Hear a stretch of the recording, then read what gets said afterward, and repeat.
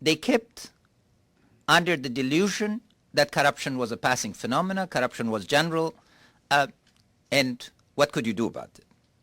Now, it is clear that bad governance is going to cost American and European lives as well as Afghan lives. And we need a different approach. So because of this, we now cannot ignore the nature of the problems. For many years, there was no consensus on the nature of the problem. The good news today is that there's clarity regarding the nature of the problems. 2,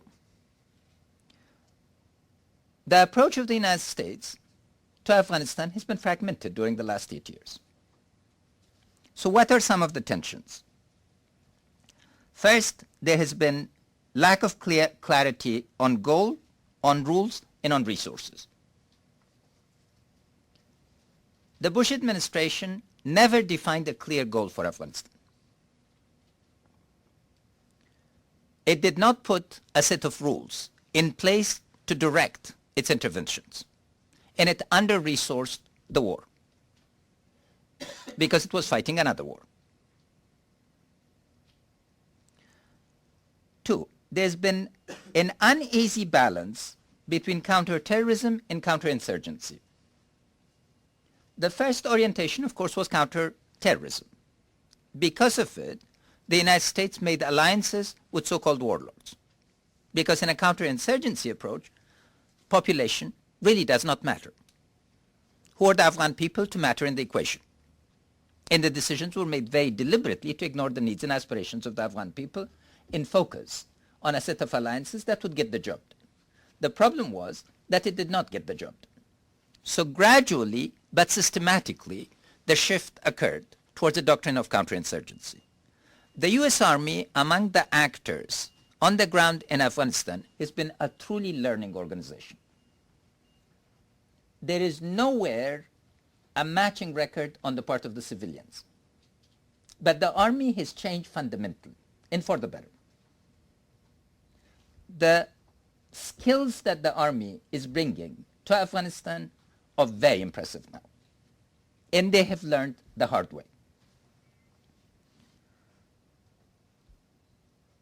Third, but as much as the Army is improved, USAID has declined.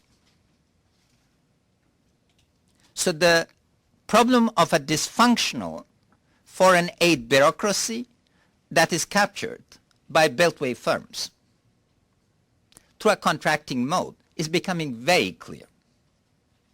General McChrystal is now highlighting the question of international corruption with as much significance as Afghan corruption. And here is precisely the problem. The Army is being asked to step into functions that civilians are supposed to be performing. Some estimates indicate that 25% of the U.S. Army in Afghanistan are doing civilian jobs. Because the Army simply takes orders and does what is told, but civilians cannot be ordered to these locations. The rules and regulations are very different. And last observation here, the administration strategy from March 2009 has been rendered obsolete by events. That strategy was not a strategy because it was a set of desirable objectives without the hard choices that were necessary to give people on the ground a map to the future.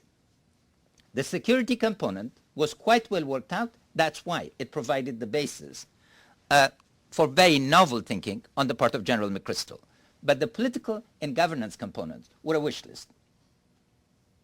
And because the decisions were then not made, now the decisions have to be made.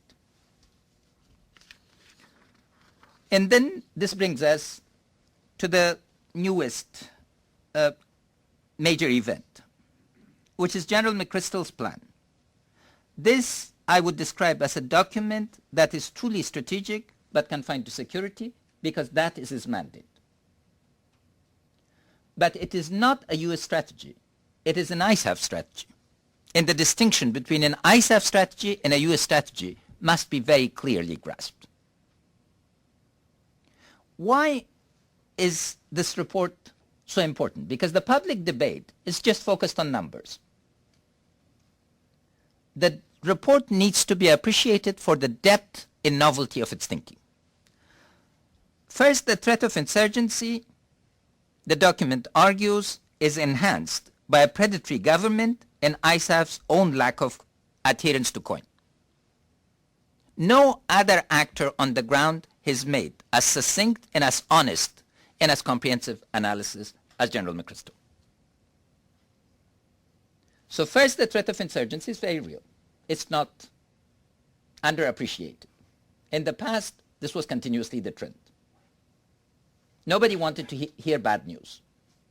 Two, the Afghan government is viewed as predatory and therefore part of the threat. And Afghan political brokers are viewed as part of the threat.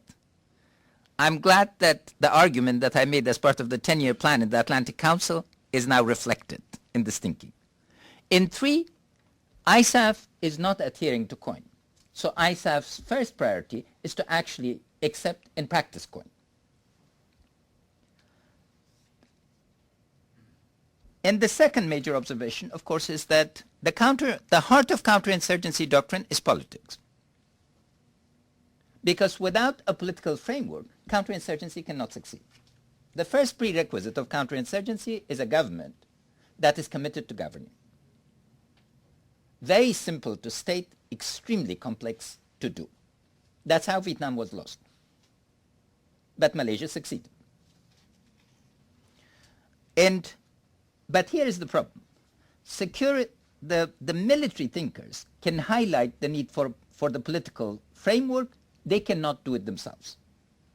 And hence the tension, the inherent tension in this paper.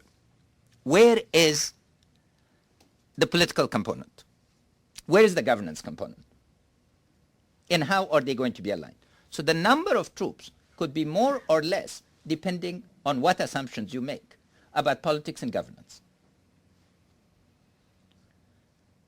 And because of this, the last key observation is that both international governance and Afghan governance are constrained to the implementation of coin. The way foreign aid in Afghanistan is organized is not assisting the mission of the military. The way the Afghan government is organized is not assisting the mission of the military. And now the military grasps this as the constraint. But it needs other components of governance to bring this forward. So therefore we get to governance and politics. First is the gap, to notice the gap. The McChrystal report is yet to be matched by an equally clear paper on governance and politics from the United States side or from NATO's side. Until that type of paper is produced, or papers are produced, there's going to be this additional burden on the security, doing all the thinking. But on the ground, being constrained. In here, again, we're finally having the goal very clearly identified by recent US thinking. And the goal is restoration of Afghan sovereignty as the mechanism of an exit strategy. If international forces are to exit from Afghanistan within a defined period of time, then the goal has to be restoration of Afghanistan sovereignty. And the first criteria of that is the Afghan government has to have control over its territory.